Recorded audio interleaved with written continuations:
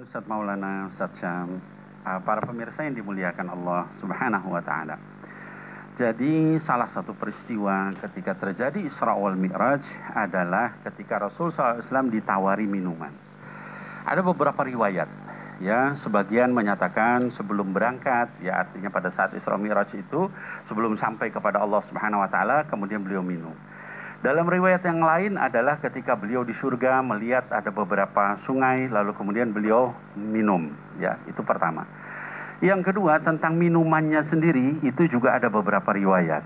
Ya, jadi riwayat pertama adalah ini yang kuat, ya, yang lebih banyak hadisnya, lebih sahih hadisnya. Tawarannya cuma dua, yaitu khamr dengan laban. Ya, jadi antara minuman khamr, minuman keras, dengan arak, gitu ya, dengan susu.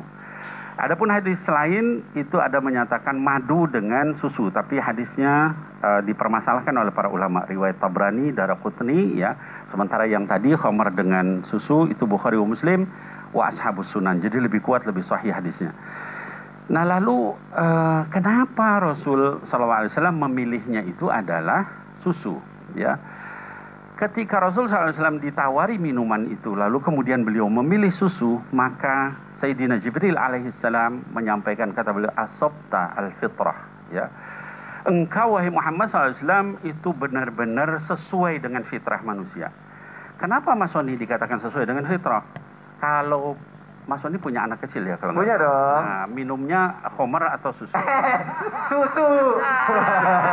Susu dong. Minum khamr celaka kalau minum khamr. Ya, jadi setiap bayi, baik itu bayi manusia, bayi binatang, bayi segala sesuatu yang makhluk hidup yang ini, itu minumnya pertama kali adalah susu. Maka dikatakan susu itu fitrah, gitu. Sampai dikatakan dalam riwayat yang lain, kalau Rasul memilih khamr maka umatnya akan bermaksiat selamanya, artinya jadi tukang mabuk, gitu ya, karena gimana Rasulnya. Nah, kemudian dari situ juga menjadi dalil bahwa Nabi Muhammad SAW itu selalu sesuai dengan fitrah, ya.